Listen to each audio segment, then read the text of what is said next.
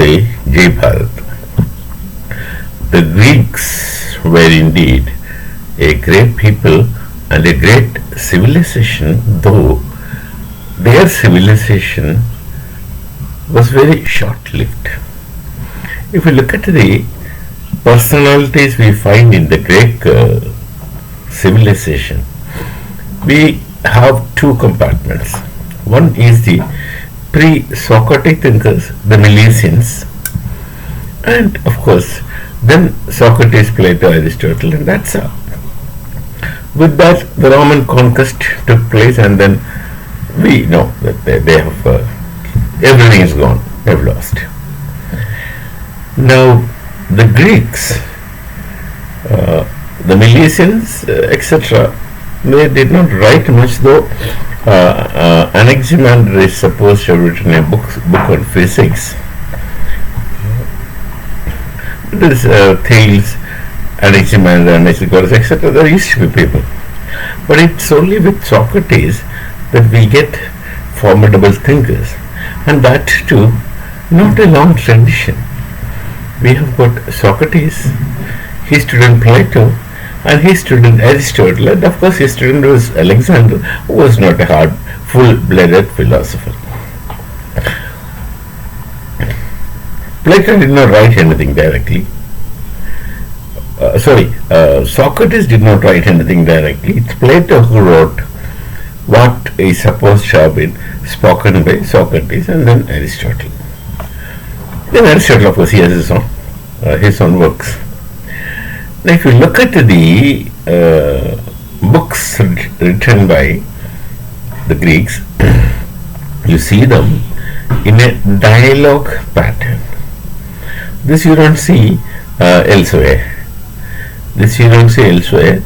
And they are written in dialogue pattern. So they are called as Plato's dialogues, Aristotle's dialogues, etc. And each dialogue has given names. I am trying to think about the dialogue concept or the dialogue method of discussions and discussing. Different characters are assumed and they discuss one another, something like a drama. This, of course, explicitly you can understand one thing, that this method is intended to make things simpler and clearer to someone who goes through it or someone who reads it. And before I say this, let me say the connection between ancient Greece and Bharat. At some places it is well established, we know, but in many places it is not very clearly established with so-called evidences as people would want to know. We have the Upanishads. The Vedas and the Upanishads. The Vedas, as I've told before, are not written in direct manner. They have a method of expressing in Vedas which has a purpose of keeping the Vedas ever dynamic, trans-time and trans-space and trans-persons. So, it is a method of writing. Then some Rishikas and Rishis at some time wanted to bring out the philosophical aspect of Vedas, apart from rituals and stories and deities, the real essence and core, and so they went up to the creation of Upanishads. Upanishad means to sit in front. Upavishta, to sit in right in front. And that is also very intimately imparted knowledge. Now, if you look at the Upanishads, they are not simply narratives in most cases. They are stories, many times of birds, animals, and dialogues, discussions between different people. Look at how Nachiketa talks to his father and master Vajasravas.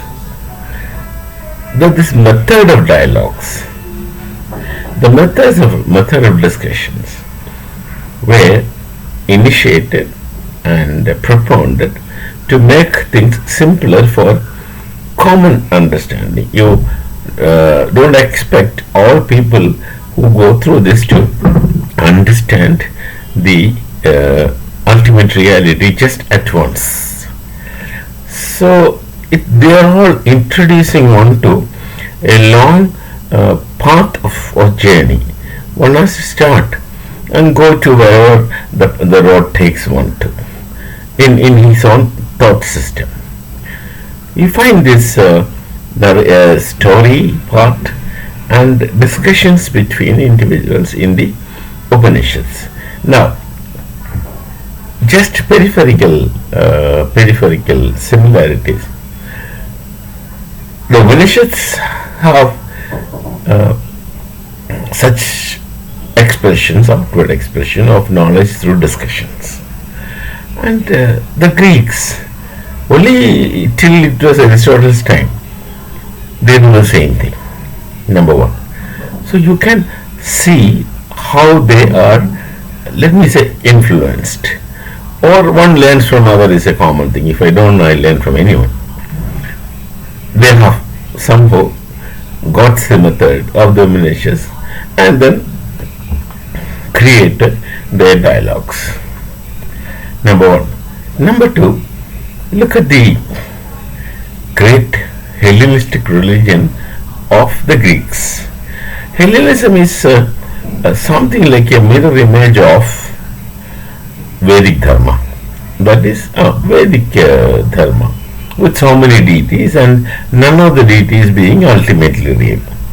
We have in our Upanishadic tradition, Veda Upanishadic knowledge tradition, one ultimate reality which is not named by us. We call it as Brahman for the time being, but then that is not explained as a person. It is never a person. It's a reality. So it's called as this, that, it, etc. In the Greek Hellenistic tradition also, we have a similar concept which we find the idea of good. Then comes demiurge and etc. etc. They also have a ladder of beings, and for them also the gods and goddesses are temporary phenomena. Like later what Shankara told, steps of ladder, and the steps of ladder is instrumental. They have purpose of one to climb up. When you climb up, as Shankara would say, when you climb, use the steps to climb up to top, which is the ultimate reality. And when you reach, or should you reach, then you would realize that the steps were unreal. They were only Maya or illusion. So this kind of similarities you find between the Greek thoughts and Bharatiya Darshan. They were very intimate. This one thing also, there is a great writer who wrote the book Nyaya and Logic. His name is Satish Chandra Vidyabhushana. Mahabhatyaya Satish Chandra Vidyabhushana. He has a lot of degrees, D.Litt, PhDs, etc. He wrote that bulky book Nyaya and Logic. In that introduction part, he makes a reference about an Acharya Narada. Not that Narada Brahmaputra, but a scholar, a teacher, an Acharya Narada from Bharat.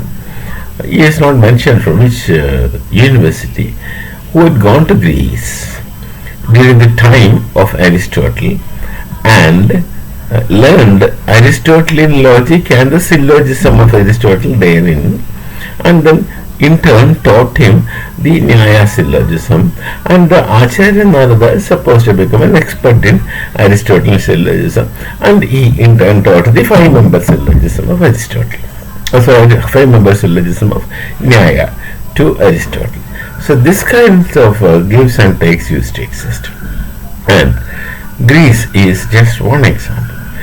This kind of knowledge inter-exchange and interchange and knowledge spreading used to take place in ancient world, especially keeping Bharat as center, where we had explored every area of knowing.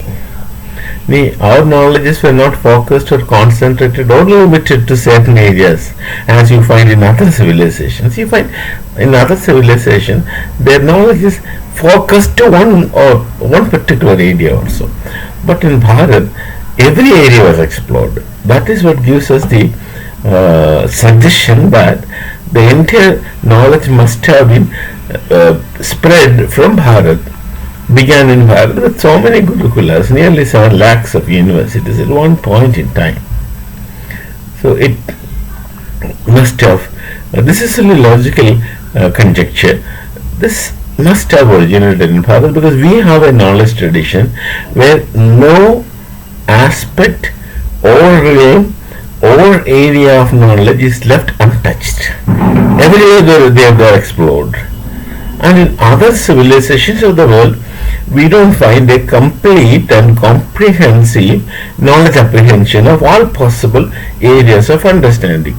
They have in some areas. This could logically indicate the position that people who come to Bharat to learn get back to their place and improve upon that knowledge, whatever they have learned from these gurukulas, into newer directions and create an area. But what they have not studied from Bharat, in different places, in different areas, what they have not studied do not exist in other world civilizations. So the point of saying that Bharat is really Vishwaguru has a point.